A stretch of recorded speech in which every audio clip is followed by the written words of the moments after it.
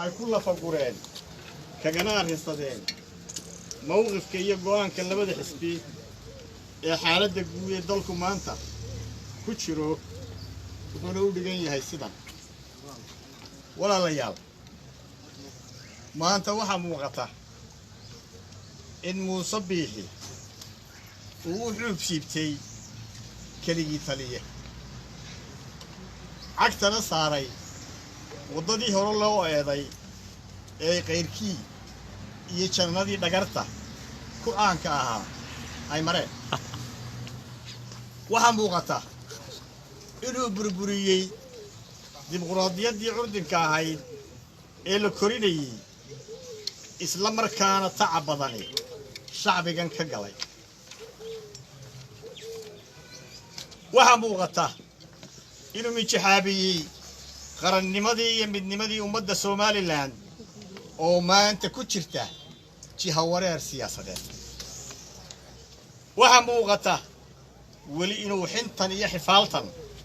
uu ka dhigay maamulkii dalka loo igmaday isla markaana uu si badheedha iyo kutubashaha u jebiyey dastuurkii iyo xeerarkii dalkani lahaa waxaa maanta aan cidna caad ka saarayn in hay-adihii iyo aqalladii haybadda qaranka u taagnaa ilaalinta iyo fulinta sharciyada uu si badheedha xididada ugu siibay oo ay noqdeen saylad muuse ka adeegto waxaa maragmadoon ah in muuse maanta cid walba uu dhabarka u soo jeediyey cid kasta oo lexa jeclo kale dalkan wanaagna la rabta iyo horumar iyo jiritaanka Somaliland haddii ay tahay xisbiyada qaranka haddii ay tahay beesha caalamka haddii ay tahay waxgaradka culimada iyo ganacsatada Somaliland waxaana ugu dambeeyey go'aankii uu ganafka ku riixay ee ergada dhexdhexaadinta oo saddexda xisbi u aqbaleen waxaa maanta taladiisii guracnayd ee keligii ahayd uu dalka ku hogaaminayay keentay inuu ku rido Somaliland god madow oo aanay weligeed ka soo waaqsan isla markaana ina dhaxal siisa guuldarro iyo khasaara tacab khasaar weyn waxaad ogeydeen in muuse isagoo khiyaamooyinkii iyo dabinnadii aan naftiisa dhaafsiisnayn hirgelintooda uu labada gole kaga dhex dhawaaqay inuu furayo ururada siyaasadda ka hor muddaxileedkii axsaabta qaranka kadib markii uu ka takhallusay ee gacantiisa galeen labadii gole qaran iyo maxkamadihii iftiinka qudha ee dadka u baxayay xukuumaddana ka hor taagnaa dibindaabiyada iyo khaladaadka joogtada ah ay ku jirto waxay ahaayeen xisbiyada qaranka tallaabadan uu qaaday waa burburinta xisbiye madax bannaan oo qaran oo isagu u arko caqabad inay ku tahay qorshihiisa keligii talisnimo ee uu ku hamiyo arrimahan oo kale oo uga jeedo inuu indhaha dadka ka jeediyo fashilka kaga dhacay siyaasadda arrimaha dibadda iyo hoggaaminta gudaha inuu dib u riixo doorashooyinkii qorshaysnaa sanadkan ee kala ahaa golayaasha deegaanka iyo golaha wakiilada si uu u helo isna muddo kordhin madaxtooye oo xaaraan ah inuu burburiyo xeer number 14 oo sida uu doono u qorto ugana ansaxsado golayaasha qaranka si uu soo saaro ururo iyo xisbiyo cusub oo xukuumadda taabacsan tallaabooyinkaas oo dhammaystiraya nidaamkiisa keligii talisnimo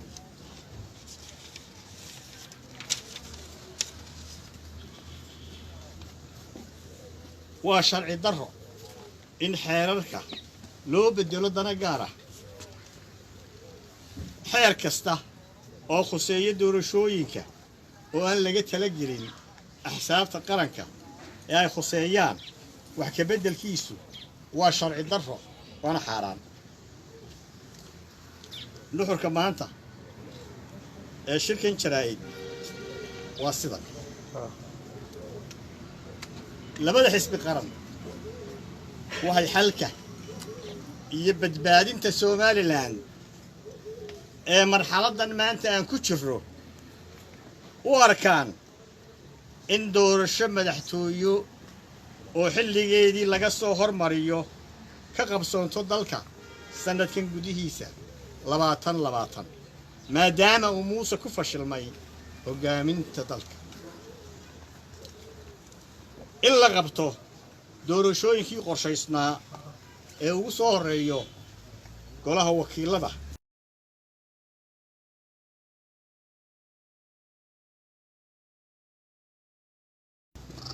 إن سيدو كلا لقبطو دور شوي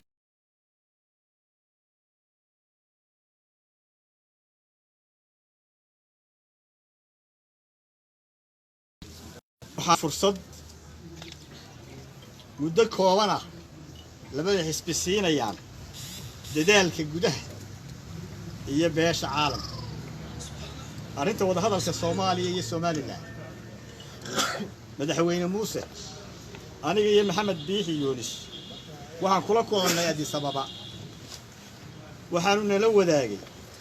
إني سجوا أنفلين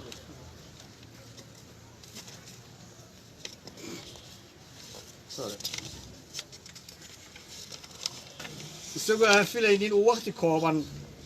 xafiiska ra'iisul wasaaraha Itoobiya kula kulmay madaxweyne farmaajo Soomaaliya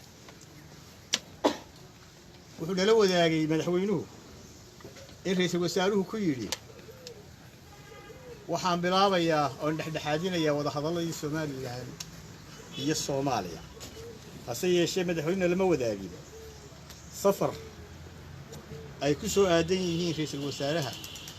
iyo farmaajo toona sida la sheegay kulan xog waran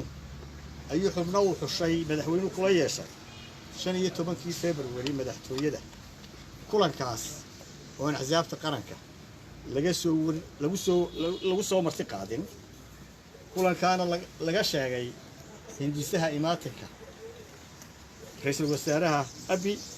iyo madaxweyne farmaajo taas oo muran cadho iyo jahawareer gelisay shacbiga Soomaaliland wararka imaatinka ee ra'iisul wasaaraha iyo farmaajo hadalla isburinaya ayaa saxaafadda laga sii daayay oo ay sheegeen madaxweynaha wasiirka arrimaha dibadda iyo gudoomiyaha golaha guurtida arrintaasina waxay muujinaysaa inaan ummadan run loo sheegin oo aan looga xog waramin wixii dhacay iyo wax hadda socda midnaba warqad ay xukuumaddu u qortay dawladda Itoobiya oo saxaafaddana soo wareysay wafdi ka yimid dalka Itoobiya oo inoo yimid oo sida la filayay sidii jawaabtii xukuumadda Itoobiya midnaba lama wadaagin iyo wixii jawaabi la siiyay toona axsaabta qaranka iyo shacbiga Soomaaliland waxa waajib ku ah madaxweynaha inuu arrimahan masiiriga ah si daafur uga warramo axsaabta qaranka iyo shacbiga reer Soomaaliland oo mudan aad iyo aad ma hadsantihiin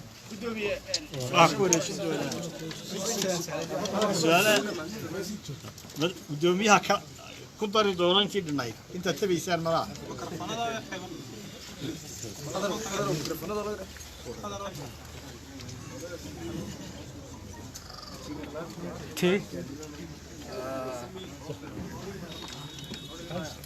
واحد كده كده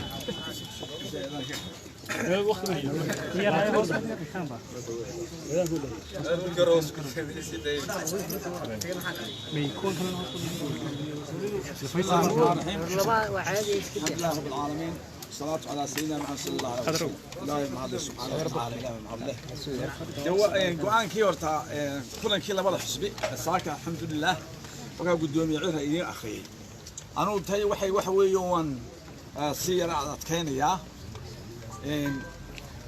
waa ogtiino madaxweynaha Muusabixi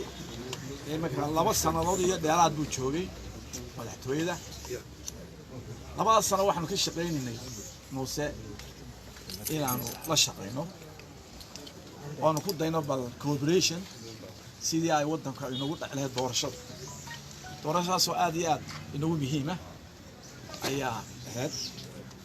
Muuse waa si kasta waa yeelay dibaanagu special labada xisbi waa isku keeninay qoladan ay wadada dhowr jeer baan ka kicinay meelaha ay qabsadeen iyo ku mahadsan international community way noo yimaadeen go'aan bayna la gaareen waan wada saxiixnay laba jeer baa hadda waxa jabiyay madaxweyne Muuse jabiyay maruu baarlamaanka ilaa mooshinkii hay'ad gelinina iyo maruu xubin lagu muransan yahay oo shacabku diidiyo intuu keenay waliba hadda la yiri reer baa diidan waliga waan arki jirnay xubin la diido oo waliba xubinta la diido waxa keen jirtay asxaabta hada ma ahayn inuu madaxweyne xubin u keeno ay controversial noqoto markaasuu reer oo wanaag iyo sharaf ka mudan Soomaaliland haddii aan xubintaas celiyo sharciga aan dawladeen reer baa xanaaqaya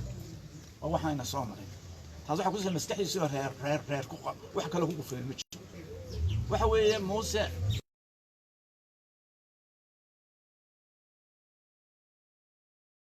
dalkeena muran ma ahaan dibadda ayaa wadanka xukunkiisa dibadda waa ka fadhiid buu ka noqday gudii way urtino wasaarad qula shaqaysa ma jirto wasaaradda ay lacagta ay soo urureen oo maanta cashuurta halka marinayso ay naga wareegeen baacmishariga oo dhan oo ay u wareegeen Djibouti iyo Boosaaso cashuur taa moojaane wax kale maanta wasaarad shaqaynaysa dalkeena farshaxanaysa ma jirto waa ogtiino dynamics ba ka socda geeska Afrika yaa ka socda isbedela ka socda isxulufa ka socda qaarada lagu tartamaya adduunka maanta waa xeebteena waa reersiga maanta yaa reersigeeni ka bax yaa ka taliya waxa ka taliya farmaajo Djibouti oo ogtii inta xeebta ka gashay maanta xeebteena waxa ka taliya in yar oo farmaajo ilmaari ayaa ka wakiila oo kala shararka reersiga loo sameeyay Muuse bixi ma waxa gudihi u baabiyo hadana dalkii uu khiyaamo ku sameeyay telefoon baa la ii soo diray 10 bisha diyaarad biska fuuray 800 milyan oo dollar oo la yiri Soomaaliya waxa la siinayaa marka laga dhaafo deynta ayaa la yiri boqolkiiba 30 baa yeelanaysa laakiin bishuruud la yiri farmaajo la kulma oo Djibouti kula kulma مسجك واحد سيدي نيكي سيدي تراش كومسكاس وانو دينانو أقول رجال فريق أنا أقول عن توس كان سنة من الدولة دارهم هشي سين سيدي بقول من يبغى الله شيء هذا اللي شيء واقع هنقال يسي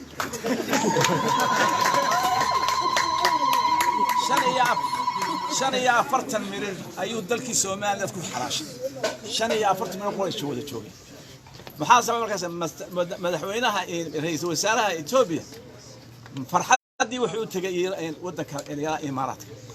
وحي سوماليا سوماليا وهشيشي waxay ka codsadeen inuu farmaajo bixiyo oo kaliya magaalada saay kaali galin ka bacdina alloore hargeysa la geeyna alloore saasoo sheekadu ku tin waa iibsanahay Soomaaliland ma ka dabaalday ka dhacay xamar iyo maxay magaalada saay meeshii garbahaariyo koonfurdhan alloore nimanka soo socday way ragii dadkii mucaaradka ahaa ee ku taagnaan waxay leeyihiin war waa ma intaas ku filaydeen madashi oo kale iyo horta wuxuu sameeyay khiyaanada cudma uu sameeyay haday maanta jirto golayaal iyo shacbina day uma suurta gasheen waa ninka aan markii loo yeeray oran maxay igu yeedhisan waa ninka markii uu soo noqday ummadda uu warramin waxay ku wada hadleen